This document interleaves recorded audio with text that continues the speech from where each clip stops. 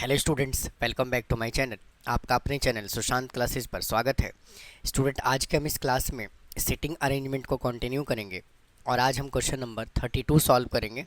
इससे पहले मैंने अपने चैनल पे सीटिंग अरेंजमेंट के 2 वीडियो मैंने ऑलरेडी अपलोड किया हुआ है, जिसमें लीनियर अरेंजमेंट और सर्कुलर अरेंजमेंट को हम किस तरह से सॉल्व करते हैं मैंने काफ़ी डिटेल में बताया हुआ है। उनके बेसिक कॉन्सेप्ट भी बताया हुआ है, बिल्कुल जीरो लेवल से। तो आइए आज की क्लास को शुरू करते हैं और बात करते हैं क्वेश्चन नंबर 32 से। देखिए क्या कहता है। 32 क्वेश्चन कहता है 31 क्वेश्चन क्या कहता है। कहता है कि इन एन एग्जीबिशन, एक एग्जीबिशन में 7 different electronic company are displaying their new air conditioner model on the 7 different table. भाई अलग अलग कंपनी ने अलग अलग अपने मॉडल को रिप्रेजेंट किया एयर कंडीशन के। कौन कौन से कंपनी था ये? एलजी, लॉयड, वोल्टास, हिटाची और Deccan, Samsung and Whirlpool. All the models are facing towards the east. जितने भी मॉडल थे वो सभी के सभी जो है वो ईस्ट डायरेक्शन को फेस कर रहा है। फिर कहता है आगे, तो देखिए इससे पहले अगर मैं यहाँ से आगे बात करूँ, उससे पहले देखिए अगर हम यहाँ से डायरेक्शन की बात करें तो स्टूडेंट डायरेक्शन होता क्या है। अगर ये नॉर्थ साइड होता है तो ये साउथ होता है, अगर ये वेस्ट होता है तो ये ईस्ट होता है। अगर कोई ईस्ट डायरेक्शन में फेस कर रहा है, भाई अगर किसी का डायरेक्शन जो है वो किधर है, ईस्ट साइड है, ठीक है ना। तो ईस्ट साइड का मतलब क्या होता है कि लेफ़्ट ऊपर होगा और राइट नीचे होगा। लेफ़्ट उसका ऊपर होगा और राइट नीचे होगा। तो ज़्यादा परेशान होने की ज़रूरत नहीं है, बिल्कुल वैसे ही क्वेश्चन को सॉल्व करेंगे जैसे हम लीनियर अरेंजमेंट को अब तक सॉल्व करते आए हैं।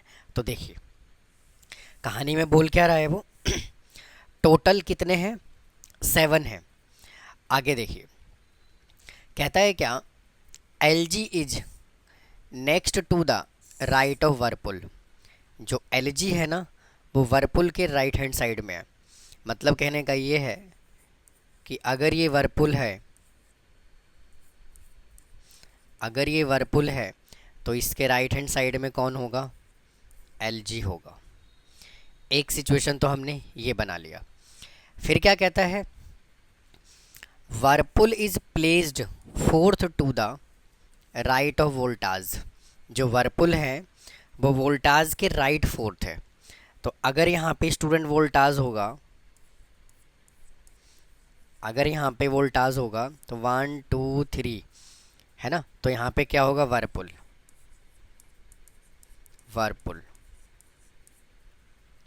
समझ में बात आई? तो कहने का मतलब ये है कि अगर स्टूडेंट यहाँ पे वोल्टाज है, वर्लपूल के बगल में कौन है? एलजी है। वर्लपूल के राइट में कौन है? एलजी। तो क्या मैं यहाँ से एलजी को हटा करके, क्या मैं यहाँ से एलजी को हटा करके मैं एलजी को यहाँ लिख दूँ तो कोई प्रॉब्लम? तो लो जी, कोई प्रॉब्लम नहीं। समझ में बात आई? और आगे चलते हैं।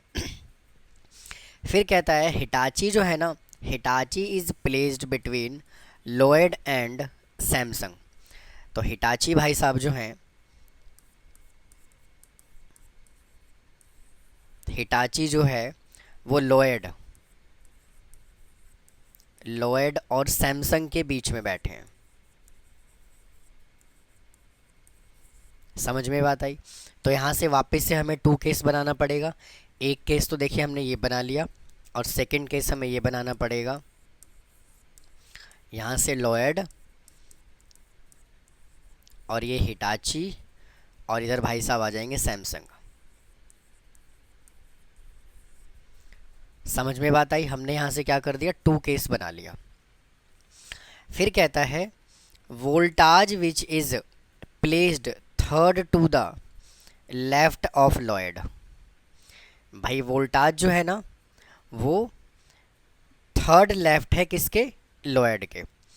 तो अगर यहाँ पे लॉयड होगा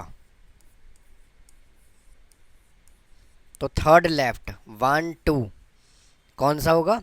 वोल्टाज। तो यहाँ से मेरे दोस्त एक चीज़ तो कन्फर्म ये हो गया। आगे क्या कहता है देखो, इससे पहले left of the Lloyd is at the one and, जो एक एंड पर है कौन? वोल्टाज। तो यहाँ से स्टूडेंट एक चीज़ तो कंफर्म हो गया कि वोल्टाज जो है ना वो एक एंड पे होगा, और जब एक एंड पे होगा तो यहाँ से ये चीज़ भी क्लियर है कि एक्सट्रीम लेफ्ट होगा वोल्टाज। समझ में बात आई? तो यहाँ से अरेंजमेंट कैसे बनाओगे? देखो, मैं इसको जो है ना, मैं इनको थोड़ा सा जो है वो ऊपर कर देता हूँ, उसके बाद हम अरेंजमेंट को ईजिली बना पाएंगे। देखिए,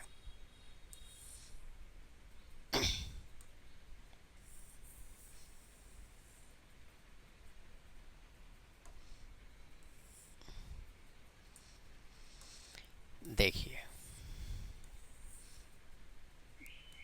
अब अगर मैं यहाँ से बात करूँ तो मुझे एक बात बताओ, सबसे पहले वोल्टाज लिखा जाएगा,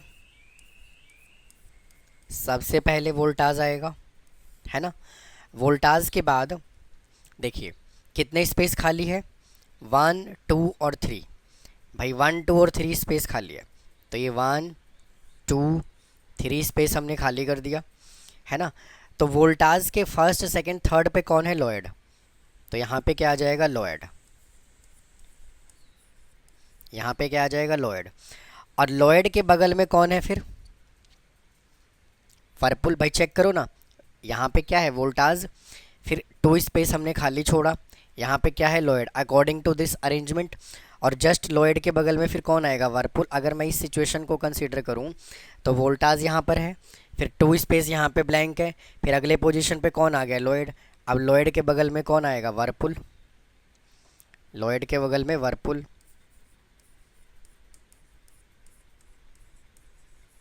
और वर्लपूल के बगल में कौन आएगा? एलजी, है ना।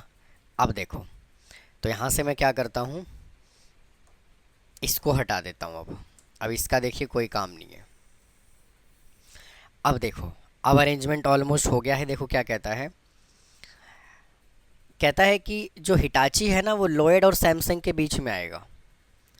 तो अगर ये लोएड है ना, तो मुझे सैमसंग को यहाँ लिखना पड़ेगा। भाई अगर ये लोएड है तो मुझे सैमसंग को यहाँ लिखना पड़ेगा, तभी तो हिटाची बीच में आएगा। तो मैं यहाँ लिख रहा हूँ सैमसंग। ठीक है जी। और बीच में कौन आएगा? हिटाची आएगा।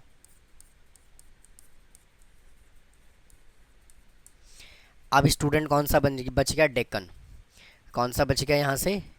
ये बच गया आपका डेक्कन। तो क्वेश्चन में यहाँ से बोला हुआ था वोल्टाज जो है ना एक एंड पे होगा। जब वोल्टाज एक एंड पे होगा तो डेक्कन जो है वो दूसरे एंड पे होगा। तो DACCAN। तो स्टूडेंट ये जो है अरेंजमेंट बनेगा आपका, Voltas, Samsung, Hitachi, Lloyd, Whirlpool, LG और डेक्कन। मैं इसकी नंबरिंग भी कर देता हूँ ताकि आपको और अच्छे से क्लियर हो जाए। ये फर्स्ट है, ये सेकंड है, ये थर्ड है, ये फोर्थ है, ये फिफ्थ है, और ये आपका सिक्स्थ है, और ये 7 है। भाई अरेंजमेंट ऐसे चल रहा है, Voltas, Samsung, Hitachi, Lloyd, Whirlpool, LG और डेक्कन। आप इस चीज़ का ध्यान रखोगे। अब ये जो एक्स्ट्रा चीज़ें हैं मैं इनको हटा देता हूँ। देखिए, अब क्वेश्चन देखिए क्या कहता है। क्वेश्चन क्या बोला है? Right the arrangement of the companies. तो बेटा फर्स्ट क्वेश्चन तो ये कंप्लीट हो गया। अब चलते हैं सेकंड क्वेश्चन पे। सेकंड क्वेश्चन में उसने क्या बोला हुआ है? Which AC brand lies between Hitachi and Whirlpool. Hitachi और वर्लपूल के बीच में कौन है? भाई ये हिटाची है और ये वर्लपूल है, तो इसके बीच में लोएड है।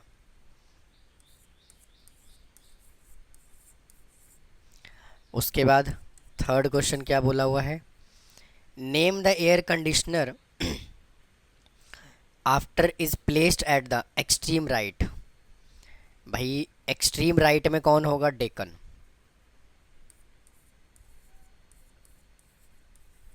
तो यही था स्टूडेंट इस क्वेश्चन का आंसर। तो आप इसको नोट कर लीजिए। फिर चलते हैं अगले क्वेश्चन पे।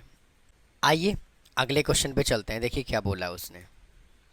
देखो कहता है क्या कि 5 friends are standing in a line and facing toward the wall wearing.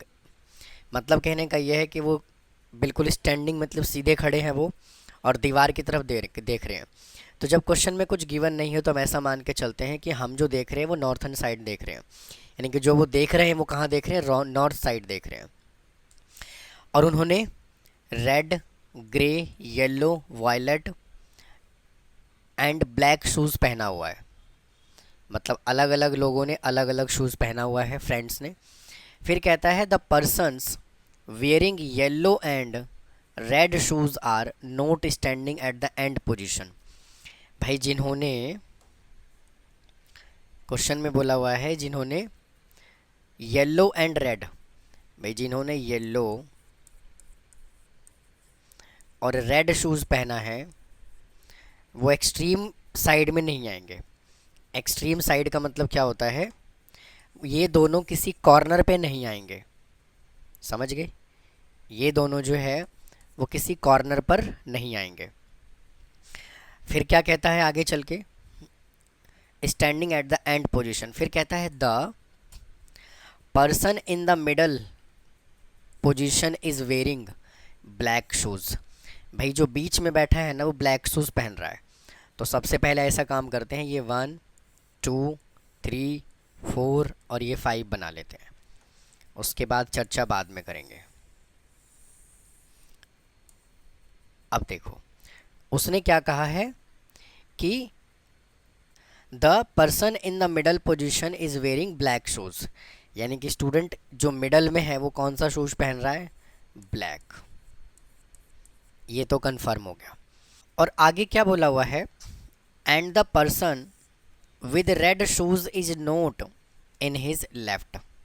मतलब कहने का ये है कि जिस पर्सन ने रेड शूज़ पहना हुआ है वो इसके लेफ़्ट में नहीं आएगा। भाई यहाँ पे इसके लेफ़्ट में रेड शूज़ वाला तो नहीं आएगा। समझ में बात आई, मतलब कि ब्लैक को मिडल में बिठा दिया और कह रहा है कि जिसने ब्लैक शूज़ पहना हुआ है और जिसने रेड शूज़ पहना हुआ है, तो जो रेड शूज़ जिसने पहना हुआ है वो ब्लैक शूज़ वाले के लेफ्ट हैंड साइड में नहीं आएगा। और आगे चलिए क्या कहता है, इन हिज लेफ्ट। फिर कहता है the person wearing violet shoes is standing on the extreme right. अब एक हिंट और मिला, जिसने वायलेट शूज़ पहना हुआ है standing on the extreme right, तो कहने का मतलब क्या है कि जो वायलेट है वो एक्सट्रीम राइट में बैठा है। भाई अब यहाँ तक कहानी समझ में आ गई होगी। अब देखो क्या कहता है, येलो और रेड के बीच में उसने कुछ बोला हुआ था, है ना। उसने क्या कहा हुआ है कि येलो और रेड जो है ना वो एक्सट्रीम में नहीं बैठेंगे, ना तो वो यहाँ बैठेगा ना यहाँ ये बैठेगा। समझ में बात आई, ना इधर ना इधर। अब एक बात बताओ, तो कहने का मतलब ये है कि रेड जब इसके लेफ्ट में नहीं बैठेगा तो रेड राइट में तो बैठ सकता है ना। क्यों, क्योंकि रेड यहाँ आएगा नहीं। समझ में बात आई, रेड भाई एक्सट्रीम में तो आएगा नहीं, यहाँ उसने पहले ही मना कर दिया, तो रेड का पोजीशन यहाँ पे फिक्स होगा और रेड जो है वो अब यहाँ बैठेगा। जब रेड यहाँ बैठ गया, येलो को भी कह रहा था वो कि एक्सट्रीम में नहीं बैठेगा, इस येलो को भी बोल रहा था क्या कि एक्सट्रीम में नहीं बैठेगा। तो अब जो है येलो कहाँ बैठेगा, यहाँ बैठेगा, तो ये आ जाएगा यहाँ पे येलो। और अब कौन बचा, अब बच गया यहाँ से एक और कलर, कौन सा, ग्रे। यहाँ से एक कलर और बच गया, ग्रे। तो अब एक ही जगह खाली है तो ग्रे यहाँ बैठेगा, मतलब यहाँ खड़ा होगा। बाकी सारी चीज़ों को अब हटा देते हैं। तो उम्मीद है आपको ये अरेंजमेंट समझ में आ गया होगा। अब क्वेश्चन पे चलते हैं। Who is on the fourth position from right, तो 1 2 3 फ्रॉम, फ्रॉम बोला है, इससे ऑफ नहीं बोला। फ्रॉम और ऑफ में डिफरेंस है। अगर वो ऑफ राइट बोलता तो 1 2 3 4 ग्रे आंसर आता, लेकिन उसने क्या बोला हुआ है, फ्रॉम। बहुत ध्यान से समझिएगा, फ्रॉम। फ्रॉम का मतलब ये है कि who is fourth position from the right, मतलब यहाँ से 1 2 3 4। तो इसका आंसर जो आएगा वो क्या आएगा, येलो। और इसका सेकेंड आंसर क्या आएगा, who is standing on the extreme left position, तो एक्सट्रीम लेफ्ट में कौन बैठा है, ग्रे। तो ये था स्टूडेंट सीटिंग अरेंजमेंट। इस वीडियो में हमने कंप्लीट कर लिया। उम्मीद है आपको समझ में आया होगा।